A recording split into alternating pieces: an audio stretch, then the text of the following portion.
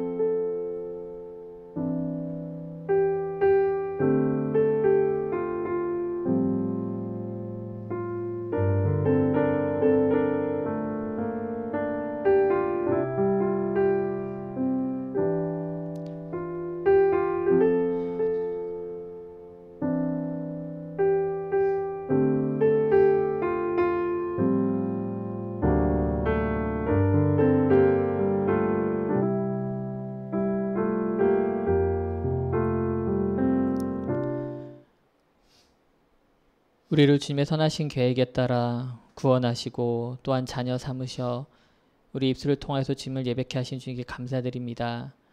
오늘 주님의 자녀들이 자신의 삶의 자리에서 주님께 예배하고자 모여 있습니다. 주여 그 권속들 가운데 주님께서 복을 내려주사 은혜로 충만케 하셔서 오늘 드려지는 예배가 오직 주님께로만 드려지는 예배 되게 하시고 또한 우리의 삶이 다시 한번 회복되며 주님의 제자로서의 길에 다시 한번 올라서는 귀한 시간 되게 하옵소서. 예배 시작과 끝을 주님께 온전히 의지하며 나아갑니다. 오직 주님께서만 영광 받아 주시옵소서. 이 모든 말씀 저를 사랑하시는 예수 그리스도의 이름으로 간절히 기도드립니다. 아멘. 우리 다 같이 일어나셔서 임내 찬양 임재 주님 앞에 올리겠습니다.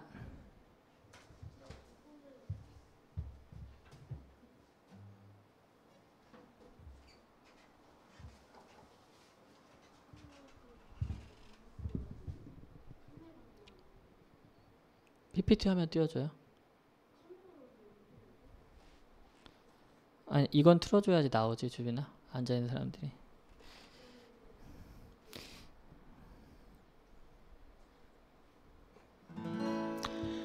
하늘의 문을 여소서 이곳을 주목하소서 주를 향한 노래가 꺼지지 않으니 하늘을 열고 보소서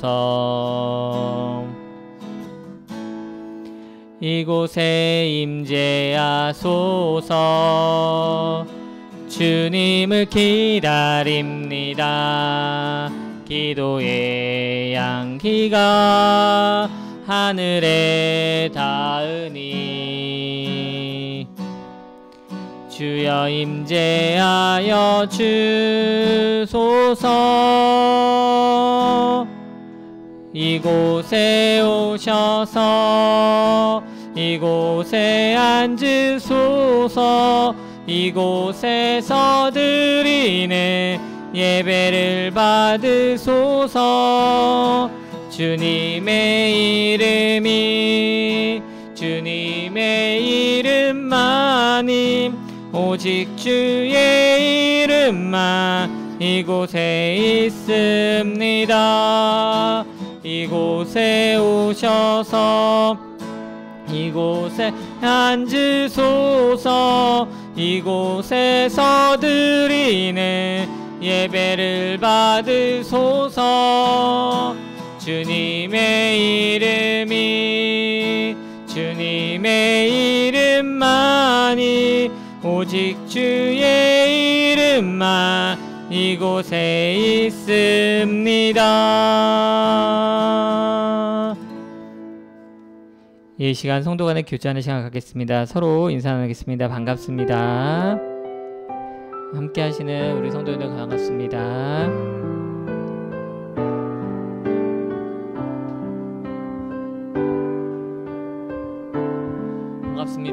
반갑습니다. 환영합니다.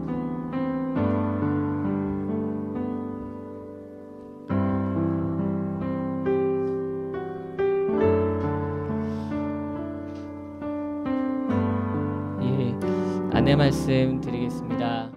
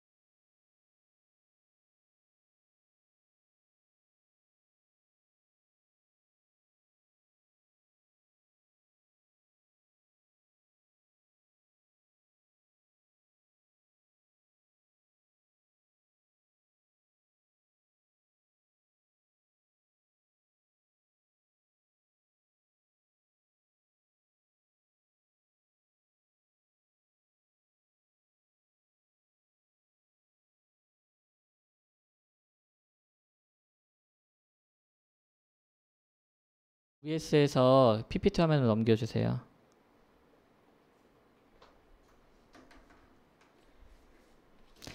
예, 지금 저희가 아무래도 예배 중계가 아직 낯설다 보니까 조금 화면이 어두워진다거나 할 때가 있습니다. 그래도 음성 계속 나가고 있고요. 예배는 진행되고 있으니까 성도 여러분께서 당황하지 마시고 계속 예배에 집중해 주시면 감사하겠습니다. 우리 눈을 들어 주를 보라, 우리 다 같이 찬양하시겠습니다. 눈을 들어 주를 보라, 주의 영광을 보라. 우리 찬양합시다. 눈을 들어 주를 보라, 주의 영광을 보라. 주는 빛 거룩과 진리 능력에 주의 영광 나타나셨네. 선포하라 선하신 주, 주의 인자는 영원함이라. 선포하라 선하신 주, 주의 인자는 영원함이라. 우리 다시 한번 마음을 열어서 눈을 들어서 주님을 찬양하겠습니다. 눈을 들어 주를 보라, 주의 영광을 보라. 눈을 들어 주를 보라, 주의 영광을 보라. 주는 빛 거룩과 진리 능력에 주의 영광 나타나셨네. 선포하라 선하신 주, 주의 인자는 영원함이라. 선포하라 선하신 주, 주의 인자는 영원함이라. 선포하라 선포하라 선하신 주, 주의 인자는 영원함이라. 선포하라 선하신 주, 주의 인자는 영원함. 한 번 더 선포합시다. 선포하라 선하신 선하신 주의 인자는 영원함이라매 선포하라. 선하신 주의 인자는 영원함이라. 아멘. 우리 계속 찬양하겠습니다. 예수가 함께 계시니 시험이 오나 겁없네. 우리 다 같이 찬양 고백하도록 하겠습니다.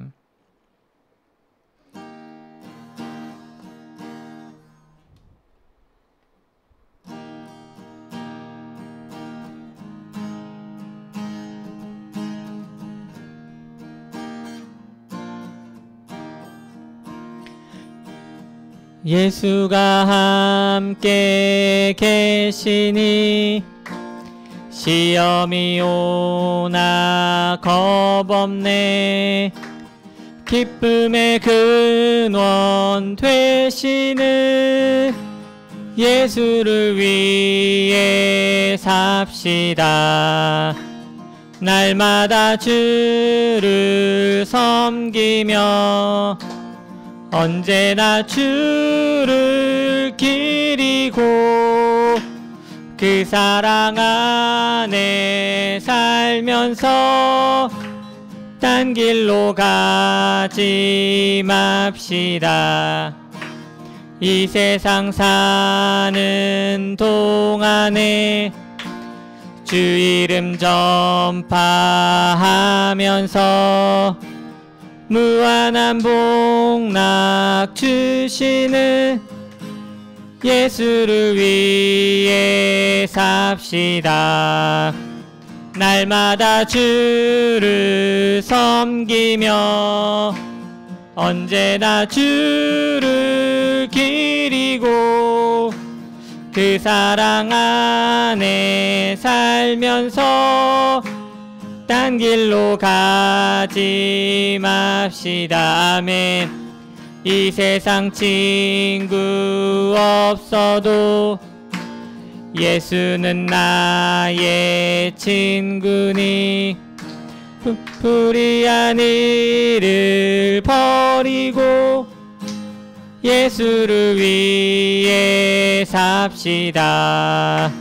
날마다 주를 섬기며 언제나 주를 기리고 그 사랑 안에 살면서 딴 길로 가지 맙시다. 주께서 심판하실 때 잘했다 칭찬하리니 이러한 상급 받도록 예수를 위해 삽시다. 날마다 주를 섬기며 언제나 주를 기리고 그 사랑 안에 살면서 딴 길로 가지 맙시다. 아멘. 우리 계속해서 찬양합시다. 주님 안에 있는 우리 가운데 아무것도 두려울 것이 없습니다. 우리 아무것도 두려워하지 말라 찬양하시겠습니다.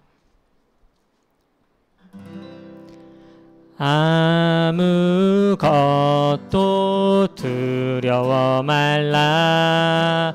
주 나의 하나님이 지켜주시네. 놀라지 마라. 겁내지 마라. 주님 나를 지켜주시네. 아무것도 두려워하지 말라. 아무것도 두려워 말라. 주 나의 하나님이 지켜주시네. 놀라지 마라. 겁내지 마라. 주님 나를 지켜주시네. 내 맘에 힘에 겨워 내 맘이 힘에 겨워 지칠지라도 주님 나를 지켜주시네. 세상의 험한 풍파 몰아칠 때도 주님 나를 지켜주시네. 주님은 나의 산성, 주님은 나의 요새, 주님은 나의 소망, 나의 힘이 되신 여호와. 주님은 나의 산성 고백합시다. 주님은 나의 산성, 주님은 나의 요새, 주님은 나의 소망, 나의 힘이 되신 여호와. 우리 찬양합시다. 아무것도 두려워 말라. 아무것도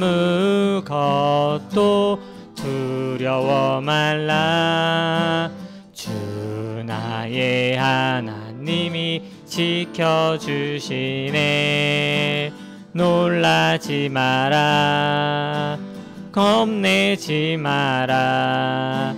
주님 나를 지켜주시네. 내 맘이 힘에 겨워, 내 맘이 힘에 겨워 지칠지라도 주님 나를 지켜주시네.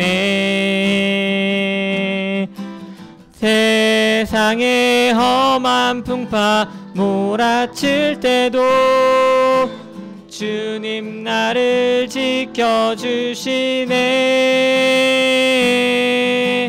주님은 나의 산성, 주님은 나의 요새, 주님은 나의 소망, 나의 힘이 되신 여호와. 주님은 나의 산성, 주님은 나의 산성, 주님은 나의 요새, 주님은 나의 소망, 나의 힘이 되신 여호와. 아멘. 요즘에 시편을 조금 묵상할 일이 있는데요. 시편의 찬양들을 보다 보면은 항상 시편 저자는 정말 어려움에 속한 것 같습니다. 자신을 둘러싼 여러 가지 어려움 가운데 그 힘듦을 하나님 앞에서 토하고 힘들어합니다. 그걸 우리가 탄원시라고 하는데요. 근데 그 시들이 다 탄원시로 끝나지 않습니다. 항상 마침내 나를 구원하시고 나를 보호하시고 나를 이끌어 주실 그 왕 되신 주님께 감사하는 그런 찬양시로 마무리하게 됩니다. 그래서 우리가 지금까지 불렀던 찬양들이 어떤 어려움 가운데 주님의 도우심을 앙망하는 그런 찬양이었다면은 우리가 다시 한번 마음을 돌이켜서 마침내 우리를 구원하시고 우리를 이끄실 주님을 기뻐하며 찬양하는 찬양으로도 나아가도록 하겠습니다. 우리 다 같이 찬양하시겠습니다. 왕의 왕 주의 주 기쁜 마음으로 박수하면서 찬양하시겠습니다.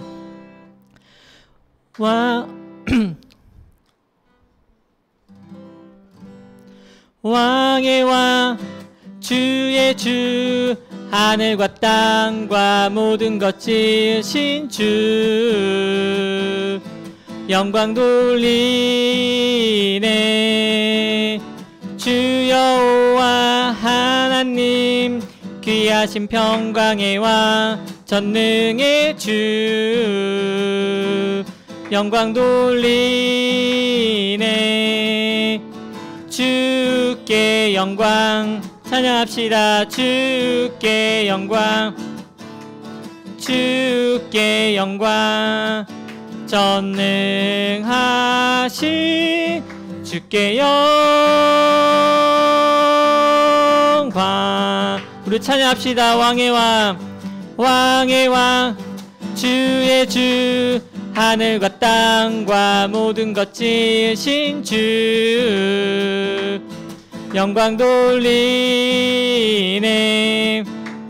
주 여호와 하나님, 귀하신 평강의 왕, 전능의 주, 영광 돌리네. 주께 영광, 주께 영광, 주께 영광, 주께 영광, 전능하신 주께 영광.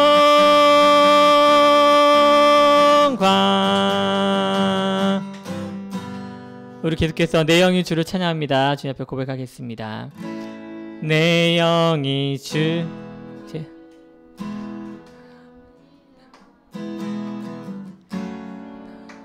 죄송합니다. 제가 음을 제대로 못 잡네.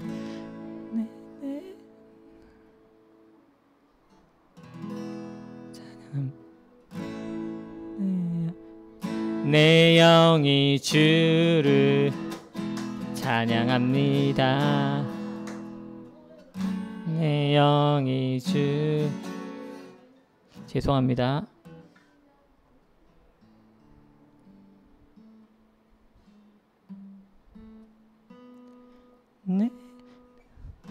내 영이 주를 찬양합니다. 내 영이 주를 찬양합니다. 내 영이 주를 찬양합니다. 내 영이 주를 찬양합니다. 우리 다시 한번 처음부터 보겠습니다. 내 영이 주를, 내 영이 주를 찬양합니다. 내 영이 주를 찬양합니다. 내 영이 주를 찬양합니다. 내 영이 주를 찬양합니다. 기뻐하라, 기뻐하라 나의 영혼아, 감사하라, 손을 들고 송축하라, 주를 향해 외치라 할렐루야. 기뻐하라 나의 영혼아, 감사하라, 손을 들고 송축하라 나의 영혼아. 우리 찬양합시다. 내 영이, 내 영이 주를 찬양합니다. 내 영이 주를 찬양합니다. 내 영이 주를 찬양합니다. 내 영이 주를 찬양합니다. 기뻐하라 나의 영혼아, 기뻐하라 나의 영혼아, 감사하라, 손을 들고 송축하라, 주를 향해 외치라. 기뻐하라 나의 영혼아, 감사하라, 손을 들고 송축하라 나의 영혼아. 아멘.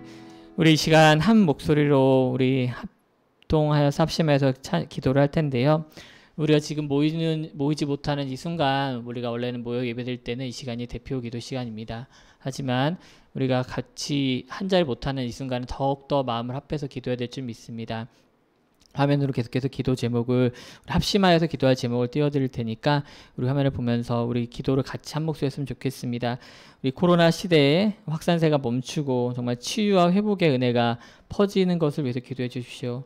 그리고 코로나 시대에 한국교회 그리고 그리스도인들이 정말 빛과 소금의 역할을 감당할 수 있게 해달라고 기도해 주시기 바랍니다. 그리고 마음을 다해서 우리가 드리는 예배, 온라인일지라도 예배에 참석하여서 예배를 드리게 하시고, 또한 삶의 자리가 늘 예배의 자리가 되게 해달라고 또한 오늘 예배를 위해서도 다 같이 우리 마음을 합하여서 한 목소리로 기도하겠습니다. 우리 기도하시겠습니다. 하나님 주님, 주여 우리 이 시간 부르시고 주님의 자녀 삼으사 주 예배자를 모아주신 참으로 감사드립니다. 우리 아버지 하나님, 우리가 한 자리에 모이지 못하오나 우리가 이제는 한 마음으로 찬양하기 원합니다. 또 한 마음으로 기도하기 원합니다. 주께서 우리 가운데 기도의 제목을 주셨사오니 주여 우리 마음을 다해서 힘을 다해서 기도하게 하옵소서. 아버지 하나님, 우리가 살아가고 있는 이 시대를 위해서 기도합니다. 아버지 하나님, 우리가 여러 가지 어려움 가운데 있는 상황 가운데도 또 이거는 바이러스로 인해서 어려운 가운데 있습니다. 저 우리의 힘으로 어떻게 할 수가 없습니다. 아버지 하나님, 우리의 지혜와 능력을 할 수 없습니다. 그 주님을 찾을 수밖에 없사오니 주여 함께 하셔서 아버지 이 확산세가 멈추게 하시고 이 죽음의 그림자들이 걷어지게 하시며 우리 그 가운데 주님의 치유와 은혜의 회복이 환포되며 아버지 은혜가 넘쳐날 수 있게 도와여 주옵소서. 주께 간절히 간구하오니 주여 주께서 그 크신 팔을 펴사 오른손 팔을 펴사 아버지 하나님 안으시고 주님의 자녀를 품어주시옵소서. 아버지 하나님 주여 주께로 의지할 수밖에 없습니다. 아버지 우리의 죄를 도말하사 아버지 우리 가운데 있었던 악한 것들은 없게 하시고 다시 한번 아버지 이 시대를 통하여서 관통하면서 정말 주님을 바라보며 우리 가운데 있는 것들을 드러내놓고 오직 주님만 의지하며 나갈 수 있게 인도하여 주시옵소서. 아버지 유정자들을 기억하사 아버지 하나님 그들 손에 맡기신 이 백성들을 직접 불쌍히 여기시고 아버지 그들에게 지혜와 아버지 주의 마음을 주사 아버지 하나님 이 상황이 발타게 될 수 있게 인도하여 주시옵소서. 길 각국에서 고통 가운데 있는 많은 자들을 주께서 기억하여 주시고 그들 한 사람 한 사람에게 방문하사 아버지께서 직접 인도하여 주시옵소서. 아버지 하나님 이 시대를 살아가는 우리 또 한국교회와 그리스도인으로서 기도합니다. 아버지 한국교회와 그리스도인들이 그 역할을 잘 감당하고 있습니까? 아버지 이 시간 저희가 돌아봐야 될 것들이 있지 않습니까? 아버지 하나님 우리 가운데 악한 것들이 있습니까? 아버지 하나님 주 옆에 내어놓기 어려운 것들이 있습니까? 아버지 이 시대를 지나면서 아버지 우리 가운데를 먼저 돌아보게 하시고 우리 가운데 죄가 없는지 우리 가운데 주님 앞에 내어놓을 것들 없는지 돌아보게 하옵소서. 아버지 그리고 주님께서 맡겨진 그 사명을 잘 감당하게 하사 빛과 소금의 역할을 감당케 하옵소서. 아버지 썩어가는 이곳에 아버지 소금의 역할을 감당케 하시며 어두운 곳에 있는 자들에게 주님의 빛을 비추지 않은 주 우리 교회와 또한 그리스도인이 될 수 있게 하옵소서. 이 사람의 사람은 너무나도 약하오나 주님께서 힘을 주셨을 적에 아버지 저희가 다시 한번 일어섰을 줄 믿습니다. 아버지 교회 본질을 찾게 하시며 예배하는 자들이 모여 주님 앞에 아버지 영광을 돌리며 삶으로 지으며 선하심을 나타낼 수 있게 인도하여 주시옵소서. 우리 약한 마음을 붙잡아 주시고 아버지 약한 무릎 약해진 무릎도 아버지 하나님 수많은 분들에게 주께 붙잡아 주시옵소서. 오 아버지 하나님 주시오 아버지 주님 앞에서 회복되기 원합니다. 주여 다시 한번 주님께서 부르시며 그 합당한 삶을 살아가길 원하오니 주여 붙들어 주시옵소서. 아버지 하나님 저희가 마음을 다해서 예배 참석하길 원합니다. 우리의 모양이 온라인이든 아버지 하나님 주여 한 곳에 모여서 예배하든 주여 그 예배의 본질이 달라지지 않았음을 믿사오니 예배 받으신 주님만을 생각하며 주님의 은혜를 간구하며 나가게 하옵소서. 아버지 하나님 권속들 가운데 주여 머리 숙인 모든 자들께 함께 하사 아버지 그들 가운데 주님의 은혜를 풍만케 하옵소서. 아버지 하나님 우리가 정말 오전 11시 예배로 끝나는 것이 아니라 우리 삶의 자리가 어디서나 교회가 되게 하시고 예배가 되게 하셔서 우리 도리어 예배가 풍만케 넘치게 하시고 우리 교회가 곳곳에 세워지는 귀한 역사를 맛보할 수 있게 인도하여 주시옵소서. 오늘 예배를 주님께 온전히 의탁하며 나아가오니 아버지 하나님 곳곳에서 아버지 예배드린 모든 자들이 주 충만한 은혜와 아버지 하나님 한량없는 사랑을 느낄 수 있는 시간 되게 하옵소서. 오 아버지 하나님 제가 마음을 다해서 드리는 예배 가운데 기도 가운데 주님의 응답이 가운데 함께 하여 주시옵소서. 오늘 말씀 저를 사랑하시는 예수 그리스도를 간절히 기도합니다. 주여 아멘. 주여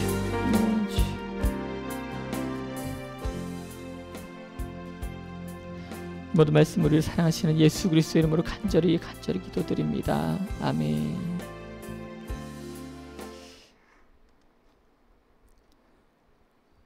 우리 시간 봉헌 찬양 드리도록 하겠습니다. 우리 마음을 다해서 주님 앞에 우리 다 같이 봉헌 찬양으로 우리의 마음과 또한 귀한 업무를 주 앞에 드립시다. 내 모든 것 나의 생명까지 다 주님 앞에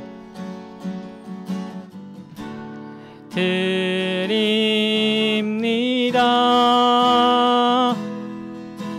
주 임재 안에서 이제 내 영혼 자유에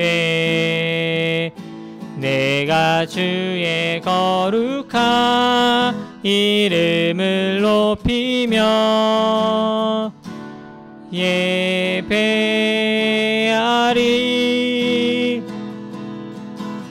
어린 양 찬양하리.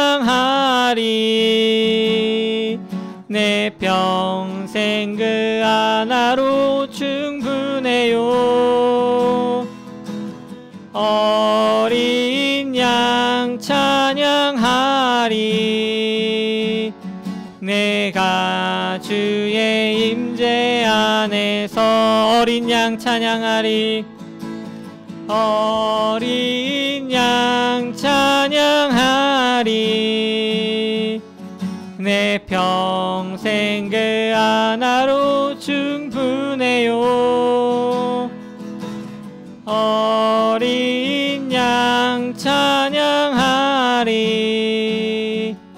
내가 주의 임재 안에서.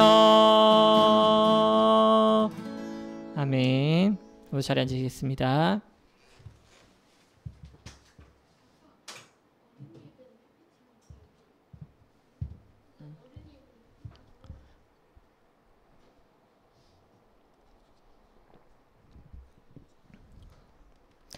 자, 지금은 우리 어린이 여러분들하고 말씀을 보는 시간입니다. 화면을 보면은 아마 오늘 말씀의 제목이 보일 텐데, 오늘 말씀의 제목이 뭐죠, 여러분들? 여호와만 섬기라 라는 말씀이네요. 우리 계속해서 사무엘상 말씀을 보고 있는데요. 사무엘상 말씀 잠깐 보도록 할게요. 자, 사무엘상이 어딨나 봅시다.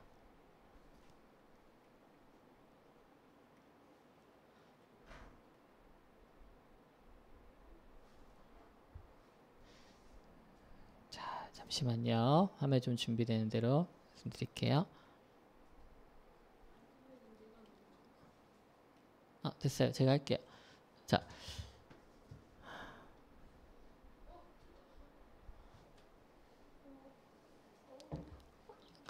가만히 놔둬. 화면이 이거 텔레비전.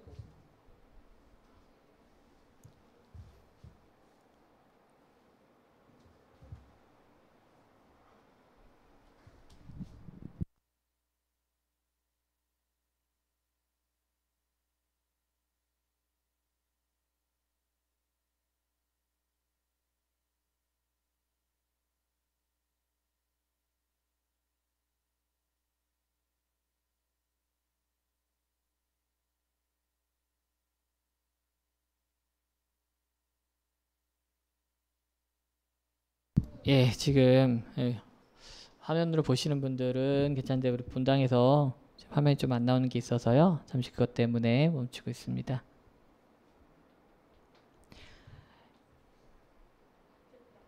예, 오늘 함께 보실 말씀은 사무엘상 7장 말씀인데요. 사무엘상 위치 우리 계속 보고 있죠, 지금. 사무엘상이 구약에서 역사서에 있어요. 그쵸? 자, 역사서.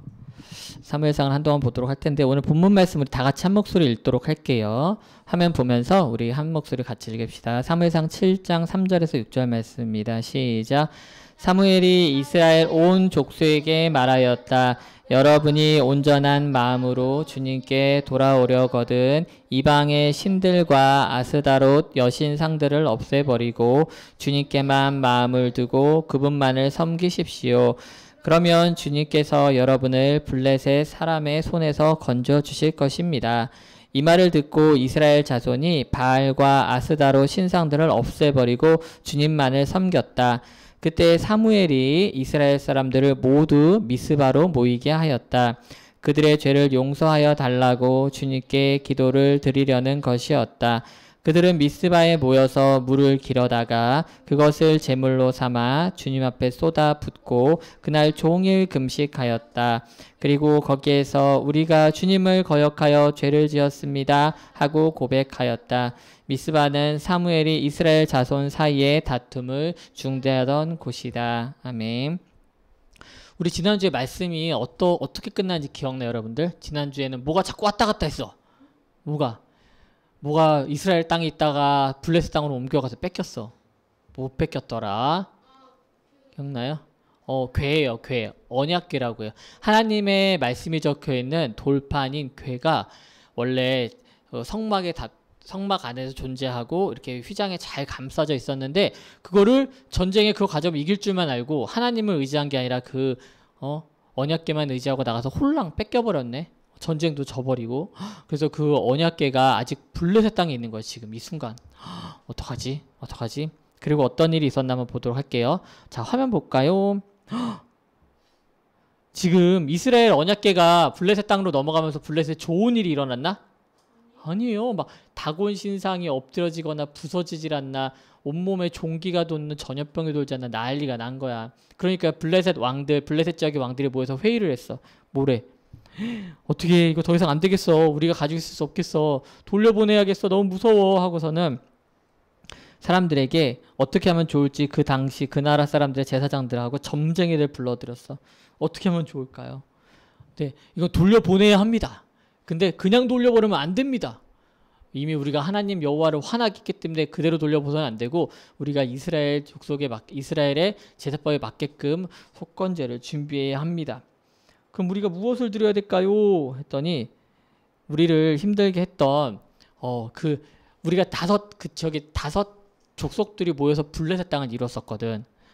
그래서 우리가 피부에 종기가 난 모양으로 금으로 만든 종기 5개를 만들고 또 금으로 만든 쥐 5개도 필요하다고 한 거야. 그래서 그거를 가져다가 같이 돌려보내야만 우리에게 이 내려진 벌들이 면해질 거라고 말을 했어. 그래서 그렇다면 정말 하나님께서 우리를 용서해 줄지도 모릅니다 라고 나서 막 얘기를 한 거야. 그래서 어떻게 했어? 왕들이 고민을 좀 했겠지. 이게 맞나? 어떻게 해야 되지? 막 고민하고 있는 사이에 또 사람들도 얘기하기 시작한 거야. 여러분은 이집트 사람들과 파라오처럼 고집을 부려서는 안 됩니다. 그들은 온갖 재앙을 당하고 나서야 이스라엘 백성을 보내었지요. 이게 어떨 때 얘기를 하는 거예요? 어떨 때 이런 일이 있었더라? 기억나요, 여러분들?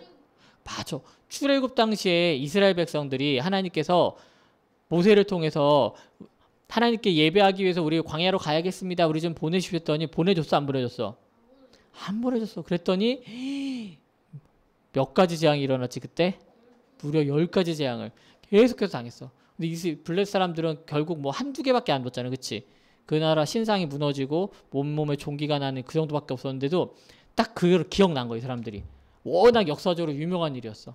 하나님의 힘을 볼 수 있었던 위대한 일이었기 때문에 딱 그때 얘기를 하는 거야. 우리는 이집트 사람들처럼 파라오처럼 하면 안 된다. 우리는 바로 하나님께 잘못했다고 하고 바로 빨리 보내야 된다라고 얘기를 한 거야. 그래서 어떻게 보냈어? 보면은 지금 어떻게 보냈어요? 한 번도 수레를 매지 않은 암소 2마리에다가 이렇게 막 씌워가지고서는 이 수레에다가 하나님의 언약궤를 싣고서는 이스라엘 땅으로 보내려고 했어. 근데 이 소들이 보통 소가 아니었어. 여러분들 일하던 소는 이걸 매면 가야 되는구나 알아. 근데 한 번도 매지 않은 소는 엄청 날뛰어요. 내가 하던 일이 아니고 무겁거든, 불편하거든. 거기다가 이 암소들은 막 새끼를 낳은 암소였었대. 그 새끼가 저기 뒤에서 음메 울고 있는 거 보여요? 조그맣게 여러분들 뒤에? 보여? 여기 저기 새끼 소야. 송아지야, 송아지. 근데 엄마 소들은 이거를 어깨에 메고 수레를 메고 가야 되는 거야. 갈까 안 갈까? 보통 때 같으면 안 갈 텐데 이게 정말 하나님께서 원하시는 뜻이면은 가게 되어 있다고 사람들 믿었던 거야, 블레셋 사람들은. 그래서 결국은 언약궤를 씌운 이 수레를 타고서는 벳세메스라고 하는 이스라엘 땅으로 보내려고 이제 블레셋 사람들이 한 거야. 어떻게 했을까? 결국은 갔어. 그래서 혹시 블레셋 사람들이 걱정돼서 몰래 염탐을 뒤에 가서 따라가서 했었거든. 잘 가나 안 가나? 벳세메스 사람들 지역에 결국은 이렇게 서버리고 말아서 사람들이 궁금한 거, 저게 뭐지? 갑자기 아니 사람도 없이 소 둘이서 수레에다가 뭘 휘장 덮은 거를 끌고 온 거야. 사람들 처음에 뭔지 모르지. 왜냐면 이스라엘 사람들이 이걸 다 볼 수 있었던 건 아니었거든. 그래서 사람들이 이거 블레셋에 뺏겼던 언약궤 아니야? 맞아. 수레가 블레셋 쪽에서 왔고 파란색 선으로 덮여 있잖아. 오, 이런 언약궤를 내 눈으로 보다니 너무나도 신기했어. 사람들은 드디어 전쟁터에서 뺏겼던 하나님의 언약궤가 돌아온 것을 보고 기뻐서 그 수레는 다 분해를 해가지고 제사에 쓰일 목재 있지 여러분들. 제사에 쓰일 목재로 사용하고, 그리고 암소는 잡아가지고 제사 제물로 하나님께 올렸어요. 그런데 사람들이 좀 사람들이 하는 게 좀 호기심이 많잖아, 그치? 그래서는 언약궤를 평소에 볼 수 없으니까 어떻게 했냐면은 이 언약궤에 혹시 뭐가 들어있나 궁금했던 거야. 언약궤에 뭐가 들어있나, 나는 평소에 볼 수 없었던 건데 나는 뭘까 하고서는 딱 어떻게 써? 그 속을 아이고 들춰봤네. 그러면 안 되는데 어떻게? 그래서 그날 사람들이 무려 70명이나 하나님의 언약궤를, 거룩한 언약궤를 마음대로 봐서 죽게 되었대요. 왜냐면 언약궤는 하나님께서도 분명히 성스러운 곳이라고 구분 지으신 곳에서만 볼 수 있었고 아무나 들어갈 수 없었던 장소였는데, 대제사장도 아무 때나 들어갈 수 없었거든, 이 언약궤가 있는 장소에는. 근데 사람들은 그거를 모르고 막 했던 거야. 자, 그래서 무슨 일이 벌어졌냐면 사람들이, 베세메 사람들이 너무 무서웠던 거야. 아우, 이렇게 거룩한 하나님 여호와를 누가 모실 수 있을까? 이 여호와의 언약궤를 어디로 보내야 되냐? 사실 블레셋 땅에서도 계속 있었던 일인데 이 일이 세상에 이스라엘 땅에 넘어와서도 일어나는 거야. 근데 이스라엘 땅에는 그냥 있다고 해서 재앙이 일어나지 않았어요. 그쵸? 사람들이 거룩하게 지켜야 할 것들을 놓쳤기 때문에 그랬던 것 뿐이에요. 그래서 결국은 베스메스 사람들은 기랏 여아림이라는 곳으로 보내게 돼요. 왜 그럴까? 그 기랏 여아림에는 누가 있었냐면은 바로 엘리야살이라고 하는 사람이 있었어. 이 엘리야살은 바로 그 하나님의 제사를 드리던 레위 지파 사람들의 후손이야. 아론 지파의 후손이었어. 그래서 그쪽으로 보냈던 거지. 그래서 하나님의 언약궤는 그곳에서 무려 몇 년? 20년이나 머물러져 있었대. 20년이나. 결국은 원래 있어야 할 곳으로 아직까지 돌아가지 못한 거. 이게 나중에 또 나오지만은 다윗 왕 때에서야 이 언약궤가 다시 예루살렘으로 돌아와요. 그때 다윗 왕이 얼마나 기뻐 춤추면서 막 맞아들이는 그런 장면이 있어요. 그거 우리 나중에 또 보게 될 거예요. 근데 이 20년간은 이스라엘 백성들이 어떤 시기를 말하냐면 사실은 하나님을 다시 한번 따르기로 약속하고 따르기로 훈련하는 시간이 돼요. 오늘 말씀의 제목이 뭐인지 기억나요, 여러분들? 여호와만 섬기라 라는 말씀이었어요. 자, 이 언약궤가 돌아왔다는 소식을 듣자마자 온 이스라엘 땅의 사람들이 울고 회개하면서 여호와를 따르기로 약속을 다시 했어. 우리를 블레셋으로부터 구해 주십시오. 우리 죄를 용서하시옵소서. 막 사람들이 회복이 일어나기 시작하고 회개가 일어나기 시작한 거예요. 이때 당시에 이스라엘 사람들을 다스리던 지도자는 누구였을까? 엘리 제사장은 죽었죠. 엘리 제사장의 두 아들들도 없었잖아. 아직 그렇다고 왕이 세워질 때도 아니었어요. 그쵸? 그래서 이 당시에 그 어린 나이부터 성전에서 봉사하던 사무엘이 바로 이스라엘을 치리하고 있었어. 그래서 사무엘이야, 이 사람이. 사무엘이 얘기하는 거야. 여러분, 진심으로 여호와께 돌아오려면 이방신과 아스타롯 우상을 없애야 하오. 또 마음을 다해 여호와만 섬겨야 블레셋부터 구해주실 것이오 라고 말을 해. 그래서 사람들이 어떻게 했어? 자기 집에 있었던 바알 신상하고 아스타롯 신상을 버리기 시작한 거야. 왜? 여호와만을 섬기기로 약속했거든. 하나님만을 따르기로 약속했거든. 그리고 사무엘이 다시 한번 얘기했어. 모든 이스라엘은 미스바로 모이시오. 여러분을 위해 여호와께 기도를 드리겠소.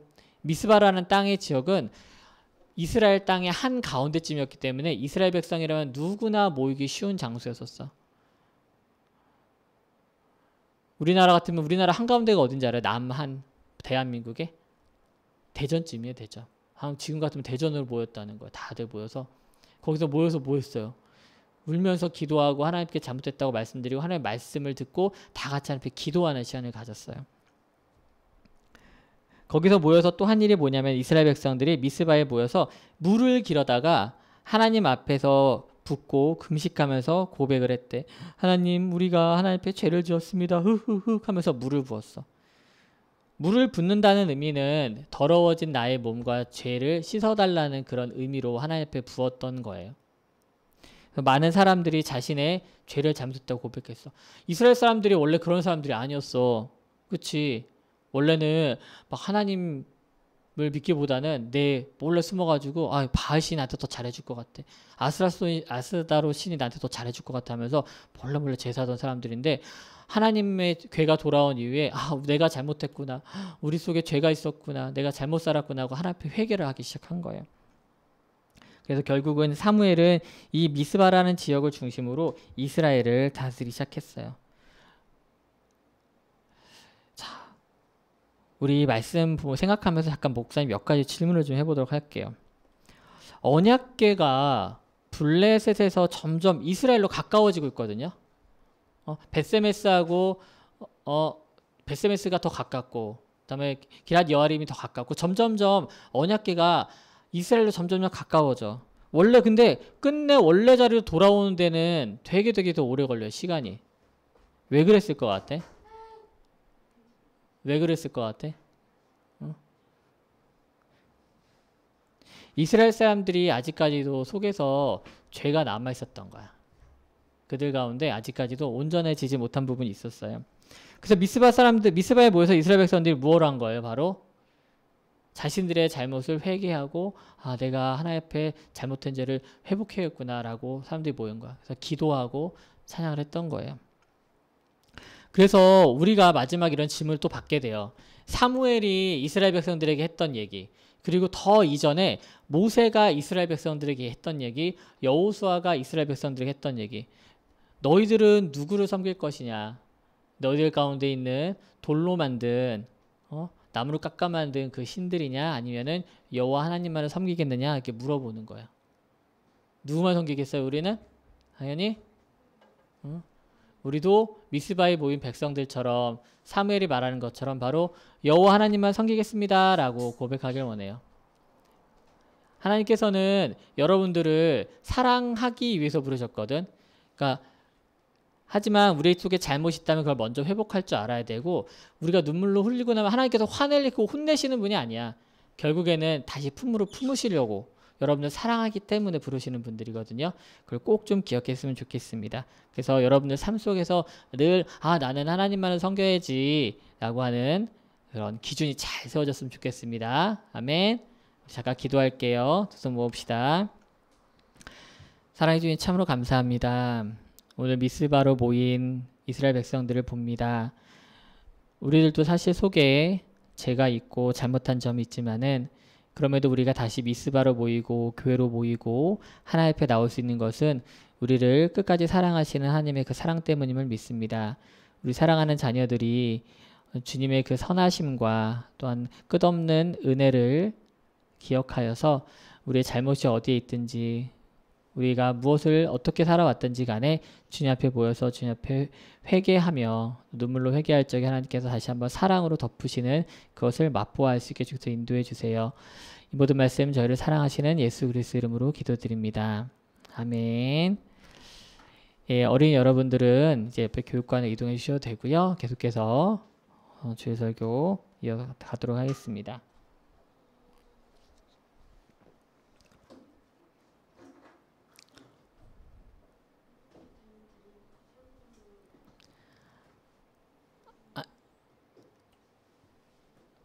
화면 중계. 자,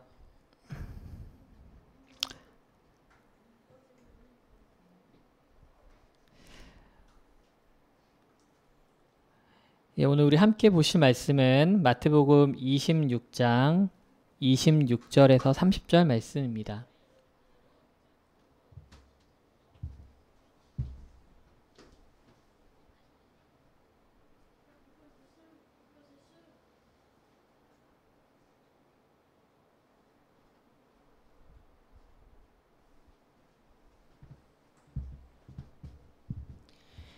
우리 다 같이 말씀 보시겠습니다. 마태복음 26장 26절에서 30절 말씀입니다.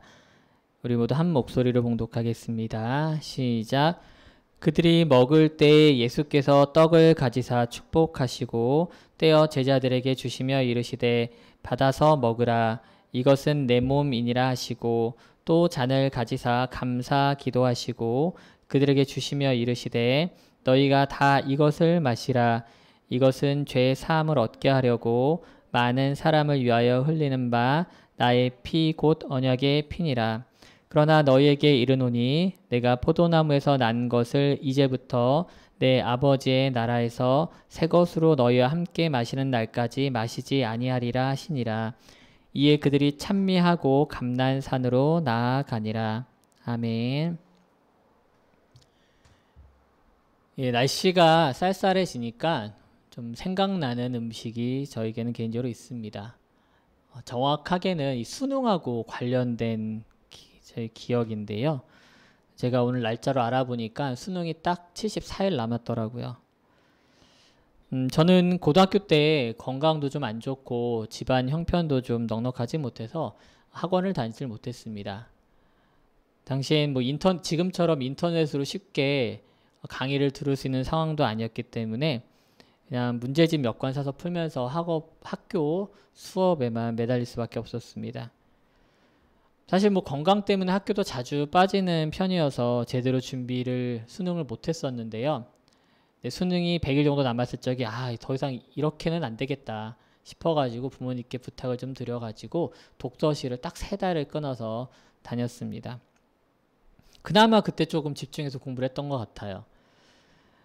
근데 학교 이렇게 끝나고 나면은 저희 학교는 야자가 강제는 아니었기 때문에 뭐 한 집에 들어오면은 대여섯 시 그리고 저녁 먹고 좀 쉬면 한 7시 되면은 그때 이제 독서실을 가는 거예요. 가서는 독서실에서 나름 열심히 공부해가지고 한 12시쯤 이렇게 집에 들어오는 게 그게 수능 한 100일 전쯤까지 100일 사이에 제 일과였던 것 같습니다. 그런데 항상 그 12시 넘어서 집에 들어오면은 불이 켜져 있고 거실에 어머니가 안 주무시고 저를 기다리고 계셨던 게 기억이 나요. 저희 집이 굉장히 작았거든요. 그래서 딱 들어가면은 거실이 진짜 손바닥만 해요. 그래서 테이블을 놓을 수가 없어. 식탁이 없어서 접이식 원형 테이블 작은 걸 하나 놨어요. 그러니까 밥 먹을 때만 잠깐 피고 치워야 돼요. 한 2~3명만 앉으면 꽉 차는 그런 테이블이었는데 거기에 이렇게 앉아서 어머니가 기다리고 계셨어요. 어느 날 이제 요즘처럼 좀 쌀쌀한 밤에 이렇게 돌아왔는데 어머니께서 그날 뭐 그 다음날 먹을 건지 잘 기억이 안 나는데 얼갈이 된장국 있잖아요. 얼갈이 된장국을 끓이고 계셨어요. 평소 같으면은 늦게 제가 뭘 잘 먹는 스타일이 아니어서 그냥 잤을 텐데 그날따라 좀 출출하기도 하고 해서 그냥 밥도 없이 그 얼갈이 된장국 한 그릇을 맛있게 따뜻하게 먹었던 기억이 납니다. 뭐 처음 먹는 음식도 아니었는데 그날따라 왜 이렇게 따뜻하고 맛있었는지 모르겠어요. 30년이 넘게 지났는데도 30년이 아니죠. 20년이 지났죠. 예, 20년이 지났는데도 잊혀지지 않습니다. 아마도 공부하는 아들을 좀 안쓰럽게 생각하시면서 주무시지도 않고 그날 밤에 기다리시면서 된장국 끓이셨던 그 어머니의 사랑과 그런 것들이 복합적으로 생각나서 더 기억에 남지 않나 싶습니다. 지금이 안 해도 된장국을 굉장히 잘 끓여요. 참 감사해요. 그래서 우리 아이들도 나중에 커서는 분명히 저와 같은 추억을 가지지 않을까 싶습니다. 사실 뭐 제가 살아오면서 그 이후에 더 맛있는 것 안 먹어봤겠습니까? 더 좋은 곳에서 더 비싼 음식 안 먹어봤겠습니까? 그런데도 이처럼 이것이 기억에 깊숙이 남는 것은 없었던 것 같습니다. 도리어 일상에서 정말 평범하게 만날 수 있는 음식이기 때문에 종종 생각나기도 하고 또 누군가가 끓여놓은 또 어디선가 먹게 되는 얼갈이 된장국을 보게 되면은 그때 당시 어머니와 둘러앉아서 먹었던 그 시간이 생각이 납니다. 예수님께서는 오늘 사랑하는 제자들과 마지막 식사를 하십니다. 우리가 보통 최후의 만찬이라고 부르는 이 식사는 사실은 지극히 평범한 식사 자리였습니다. 식탁에는 매번 먹는 빵이 올라왔고 즐겨 마시는 포도주가 곁들여져 있었습니다. 예수님께서는 이 평범한 식사에 참여한 제자들을 축복하시며 빵과 포도주에 자신의 몸과 피를 투영시키십니다. 여느 날과 다름없었던 이 식사를 끝으로 제자들은 기대하지 않았던 혼란의 소용돌이로 들어갑니다. 그리고 시간이 한참 지난 후에야 그날 밤에 식사에서 예수님이 하신 말씀이 기억나고 그때 그 의미가 무엇인지 기억나게 됩니다. 그러자 늘 먹던 빵과 늘 마시던 포도주가 새롭게 보이기 시작을 합니다. 예수님은 이렇듯 우리의 가장 평범한 일상인 식사 자리에 잊을 수 없는 그런 기억을 남겨주셨습니다. 바라기는 오늘 말씀을 통해서 주의 몸과 피를 다시 한번 기억하는 귀한 시간이 되길 원합니다. 그리고 매일의 삶 속에서 그것이 다시 살아나 주님의 참된 제자로 살아가는 데 힘이 되기를 간절히 소망합니다. 오늘 이야기는요, 17절에서 말하는 것처럼 우리가 본문보다 조금 앞으로 가면 17절에 보면은 무교절 첫날에 일어났던 사건입니다. 무교절은 유월절이라고 하는 유대인의 절기의 다음 날부터 7일간 지키는 절기인데요. 이 절기 동안은 무교병, 즉 빵을 부풀게 하는 누룩을 제거한 빵을 먹기 때문에 이렇게 무교절이라고 붙였습니다. 무교절을 지키는 동안 이스라엘 사람들 몇 가지를 좀 지켜서 행해야만 했습니다. 방금 말씀드린 대로 이 무교병을 먹어야 했고요. 아무 노동도 하지 말았어야 했습니다. 그리고 매일 하나님께 화제를 드려야 했습니다. 그러다 보니까 모든 이스라엘 사람들이 이때는 이스라엘 성전에 모여서 지낼 수밖에 없었던 것입니다. 오늘날까지도 전 세계에 사는 유대인 가정이 이 유월절을 축하할 때면 수천 년 전부터 이어져오는 관습에 따라서 특별한 음식과 음료를 준비합니다. 그리고 그때마다 해야 하는 또한 특별한 이야기도 있습니다. 보통은 가정의 가장인 아버지께서 또는 할아버지께서 자녀들을 둘러 모아놓고 이야기를 하는데요. 그 이야기는 무엇이냐면 바로 하나님의 백성인 이스라엘이 어떻게 이집트를 나와서 홍해를 건넜고 또한 그럼으로써 노예 생활에서 벗어나 약속의 땅인 가나안에서 자유를 얻게 되었는지 그러한 이야기를 나누는 것입니다. 그런 이야기와 함께 유대인들은 누룩을 넣지 않은 빵과 쓴 나물을 먹으면서 이집트에서 당한 학대를 기억을 합니다. 수천 년간 내려져오는 이 풍습을 통해서 그들은 그들의 과거를 기억하면서 하나님을 찬양하는 것이죠. 오늘 예수님과 제자리에 앉아있는 이 둘러 앉아있는 식사의 자리가 사실 제자들에게는 매년 있어왔던 그런 유월절의 그냥 식사 자리였었을 뿐입니다. 하지만 예수님에게만은 남다른 그런 자리였습니다. 왜냐하면은 제자들과 함께하는 마지막 식사였기 때문입니다. 그런데 예수님은 그 누구보다 이 자리를 고대하고 있었습니다. 누가복음 22장 15절 말씀을 보겠습니다. 이르시되 내가 고난 받기 전에 너희와 함께 이 유월절 먹기를 원하였노라. 예수님은 고대했던 이 자리를 통해서 빵과 포도주의 새로운 의미를 부여하십니다. 그래서 오늘 식사가 특별한 의미를 지니게 된 것입니다. 오늘 식사 자리는 두 가지 특별한 점이 있는데요. 먼저는 그 기념하는 것이 확장되었다는 것입니다. 지금까지의 유월절이 이집트로부터의 구원을 의미했다면은 이 식사를 통해서 새롭고 더 큰 구원을 기념하게 된다고 예수님은 선포하십니다. 그 구원이란 것이 무엇입니까? 바로 죄로부터의 구원입니다. 이집트로부터의 구원은 지리적인 변화를 가져왔다면은 죄로부터의 구원은 우리 인간 본질의 변화를 가져왔습니다. 유월절을 기념하는 것이 단순히 그냥 이집트를 탈출하여서 가나안으로 가는 것을 기뻐하고 기념하는 것이었다면은 오늘 예수님과 함께한 이 유월절부터는 죄에 속한 존재에서 하나님의 자녀가 되는 이 본질이 변화되는 것을 기념하는 그런 자리가 됩니다. 첫 번째 유월절이 또한 육체의 구원을 의미했다라면은 예수님의 이 유월절은 영혼의 구원을 가져오는 그런 자리가 되었습니다. 유대인들에게 이 유월절은 며칠 동안 즐기는 그저 축제의 기간이었지만은 그리스도인들에게는 예수님의 유월절은 우리에게 매일의 감사와 찬송이 넘쳐나는 시간으로 확정시켰습니다. 이처럼 오늘 식사는 이스라엘 구원에서 온 인류의 구원으로 확장되는 것을 기념하는 자리가 된 것입니다. 두 번째, 오늘 식사가 특별한 것은요, 바로 예수님의 몸과 피를 기념하기 때문입니다. 예수님은 빵을 들고 축복 기도를 한 후에 떼어서 제자들에게 나누어 주십니다. 여기까지는 이전에도 수많은 사람들을 먹이실 때 했던 모습과 별반 다르지 않습니다. 그런데 갑자기 예수님은 그 빵을 자신의 몸과 일치시키십니다. 그와 동시에 빵을 들어 그것을 쪼개어서 제자들에게 나누어 주십니다.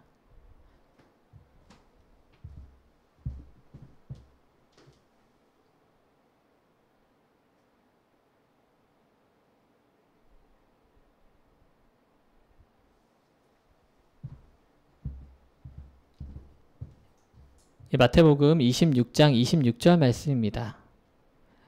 그들이 먹을 때에 예수께서 떡을 가지사 축복하시고 떼어 제자들에게 주시며 이르시되 받아서 먹으라 이것은 내 몸이니라 하시고, 예수님께서 자신의 몸인 빵을 쪼개어 제자들에게 나누어 주는 것은 자신의 몸이 찢기시게 될 것이라는 것을 상징하는 것으로 우리는 생각할 수 있습니다.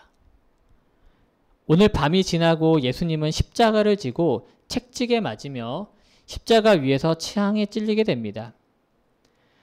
그것은 제자들을 비롯한 바로 저와 여러분을 위한 일이었습니다. 자신의 몸을 찢어서 저와 여러분에게 내어주신 셈이신 거죠. 예수님은 그러한 몸된 빵을 우리에게 먹으라고 명령하십니다. 그 빵을 우리가 입에 넣고 기념할 때 십자가 구원을 누릴 수 있게 되는 것입니다. 이스라엘 사람들이 유월절 음식을 먹음으로써 이집트로부터의 탈출의 의미를 되새기고 또한 구출의 결과들을 누리게 되었듯이, 제자들이 이 빵을 먹음으로써 예수님의 구속적 죽음의 의미를 되새기고 그 죽음의 효력을 함께 누리게 되는 것입니다. 예수님은 이어서 잔을 들어서 감사 기도 후에 제자들에게 마시라고 명령하십니다.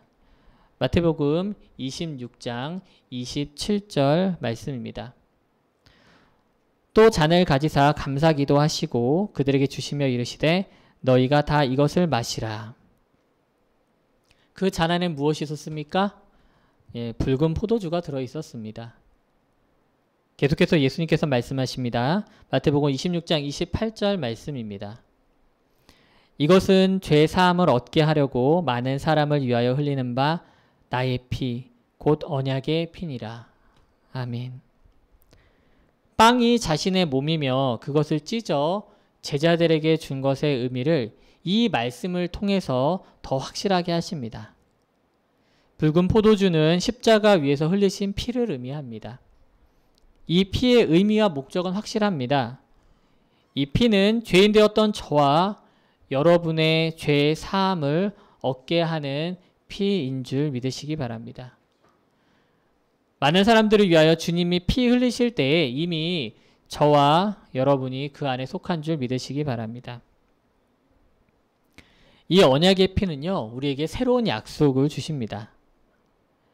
유월절의 피는 문설주의 어린 양의 피를 생각나게 합니다. 유월절 그 밤에 무슨 일이 있었습니까?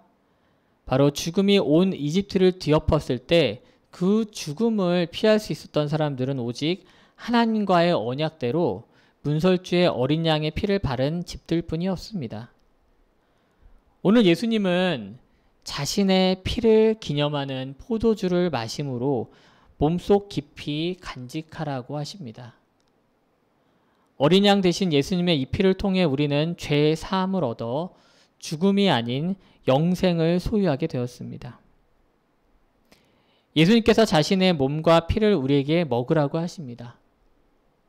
먹는다는 것은 받아들인다는 것을 의미합니다.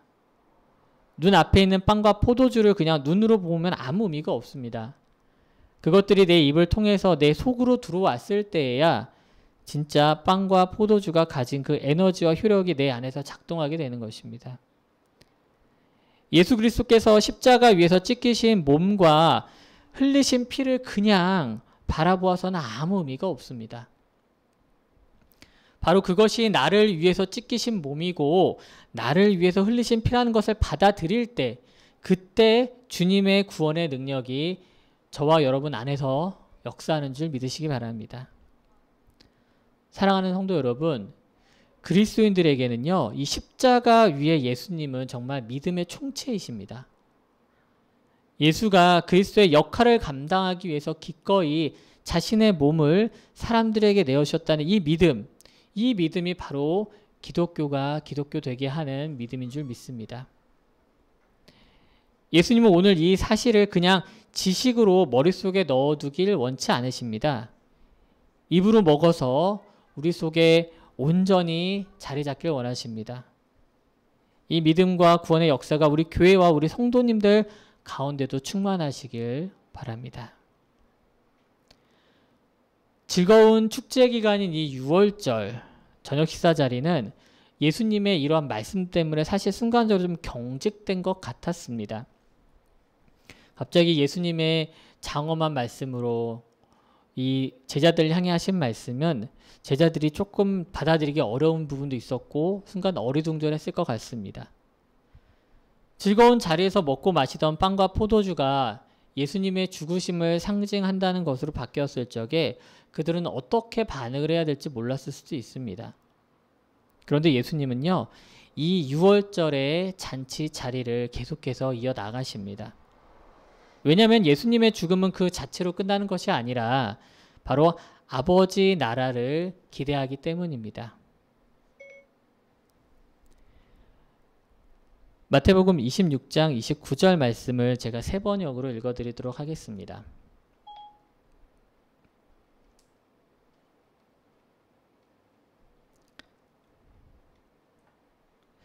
내가 너희에게 말한다. 이제부터 내가 나의 아버지 나라에서 너희와 함께 새 것을 마실 그날까지 나는 포도나무 열매로 빚은 것은 절대로 마시지 않을 것이다.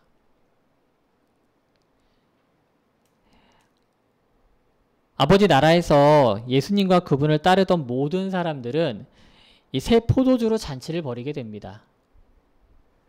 그 자리는 어린 양의 잔치자리입니다.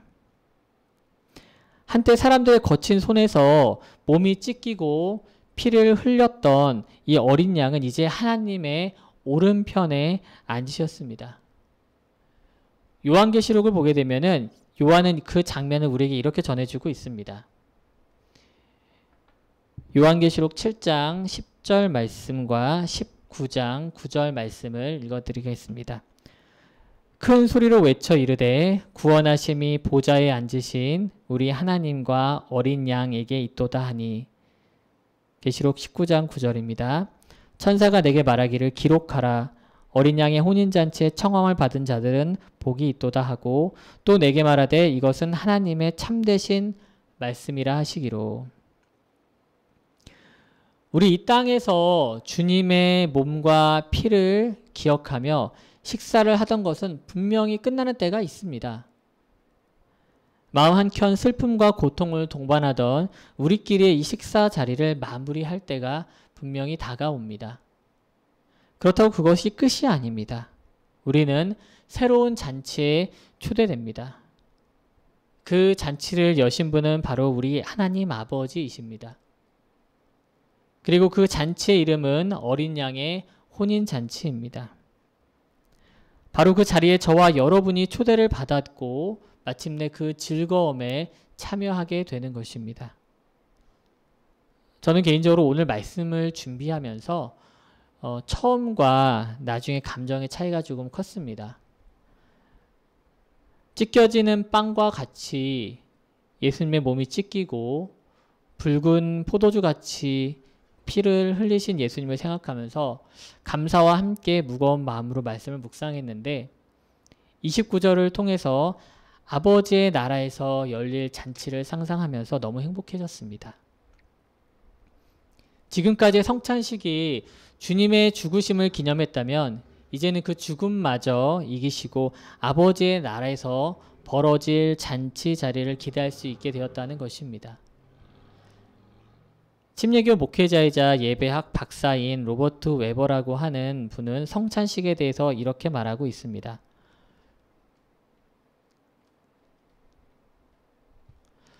떡을 떼는 것은 단지 예수의 죽음을 시무룩하고 건조하게 하는 경험이 아니라 부활에 대한 훌륭한 기념이자 축제이다. 사랑하는 성도 여러분, 오늘 우리가 주의 몸과 피를 기억할 때 부활도 같이 기억하길 원합니다. 오늘 우리가 주의 몸과 피를 기억할 때 아버지의 나라를 같이 기대하길 원합니다. 그리하여서 주의 몸과 피를 기억할 때 이것이 우리에게 기쁨이 넘치는 축제로 이어지길 소망합니다. 오늘 본문의 마지막 절인 30절은 이렇게 마무리됩니다. 이에 그들이 찬미하고 감난산으로 나아가니라. 유월절 전통에 따르면은 유월절 기간 동안 사람들은 시편에서 하나님을 찬송하는 시편들이 있는 115편에서 118편 사이에 시편을 찬양으로 불렀다고 합니다. 그 중에서도 마지막 편인 118편은 우리가 어떻게 하나님을 찬양해야 하는지 보여주는 모범사례로 우리에게 읽혀질 수 있습니다. 시편 기자는 시편을 통해서 자신이 고통 가운데 여호와께 부르짖었다고 말합니다. 적군들이 벌들처럼 자기를 에워싸고 밀쳐 넘어뜨리려고 계속 공격해온다고 자신의 불안한 감정 상태와 현 사실을 하나님 앞에 호소합니다. 그런데요, 시편 118편 첫 구절과 가장 마지막 구절에서는 똑같은 말로 고백을 합니다. 바로 이 말씀입니다. 여호와께 감사하라. 그는 선하시며 그의 인자하심이 영원함이로다. 한 번 더 읽어드리겠습니다. 여호와께 감사하라. 그는 선하시며 그의 인자하심이 영원함이로다. 아멘. 예수님과 제자들도 이 풍전등화 같은 상황에서 이 찬양을 부르며 감난산으로 올라갑니다. 우리의 성도의 삶도 이래야 하는 줄 믿습니다. 선하신 하나님의 인자하심을 찬송하며 성도의 길을 같이 올라갑시다. 주의 몸과 피를 기억하라는 말씀을 붙잡고 성도의 길을 같이 올라갑시다. 우리의 상황을 뛰어넘는 주님의 그 크심을 의지하면서 찬송을 부르며 같이 올라가길 원합니다. 그리하여서 마침내 아버지의 나라에서 참된 평안과 안식을 누리는 우리 모두가 되기를 주님으로 간절히 축원합니다. 우리 다 같이 일어나셔서 결단 찬양 주님 앞에 올리겠습니다.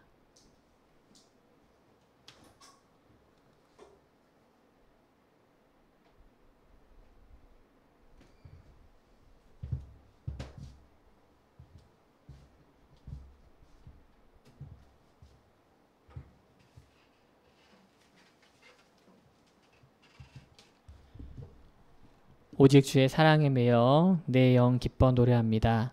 이 소망의 언덕 기쁨의 땅에서 주께 사랑드립니다. 우리 다 같이 고백하겠습니다. 오직 주의 사랑에 매여 내 영 기뻐 노래합니다.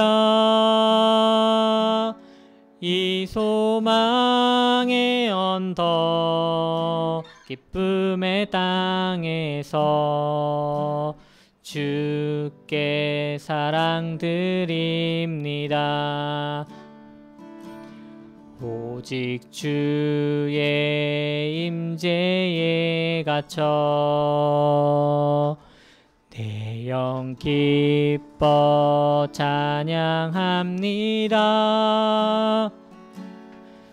이 소명의 언덕 거룩한 땅에서 주께 경배드립니다. 우리 처음부터 찬양합시다. 오직 주의 사랑에 매여 내 영 기뻐 노래합니다. 이 소망의 언덕 기쁨의 땅에서 주께 사랑 드립니다. 오직 주의 임재에 갇혀 오직 주의 임재에 갇혀 내 영 기뻐 찬양합니다.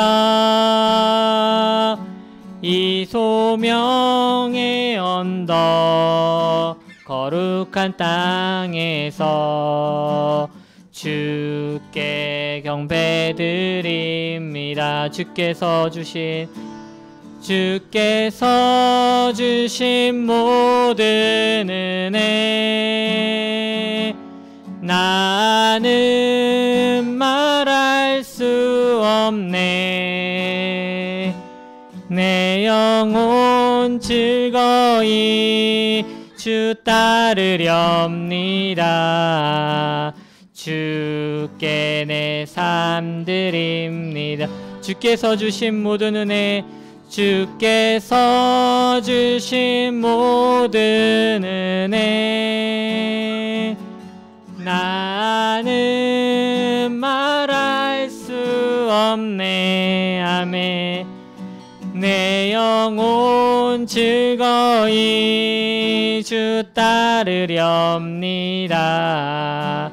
주께 내 삶 드리 한 번 더 고백합시다. 주께서 주신 모든 은혜 주께서 주신 모든 은혜 나는 말할 수 없네. 내 영혼 즐거이 내 영혼 즐거이 주 따르렵니다. 주께 내 삶 드립니다. 주께 내 삶 드립니다. 주께 내 삶 드립니다.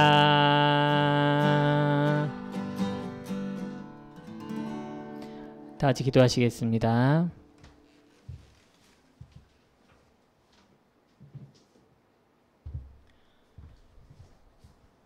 오직 주님의 사랑에 매여 우리가 살아갑니다. 주님께서 우리에게 사랑을 베푸사 우리 손 가운데 가지는 것을 주시고 또한 땀 흘려 귀하게 번 돈을 다시 한번 주님 앞에 헌금으로 드리게 하시며 참으로 감사드립니다.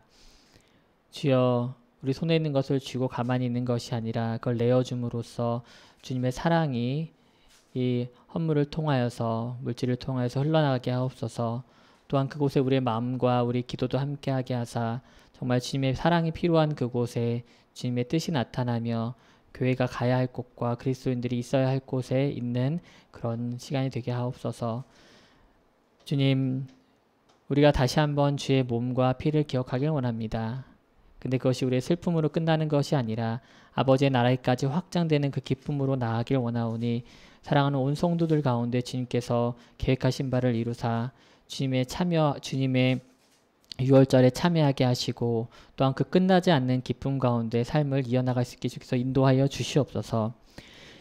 이제는 우리 주 예수 그리스도의 은혜와 하나님 아버지의 크신 사랑하심과 성령님의 인도하심이 주의 몸과 피를 기억하는 삶을 살아가길 원하는 온 성도들 위해 이제부터 영원토록 함께 하시옵기를 간절히 축원하옵나이다. 아멘.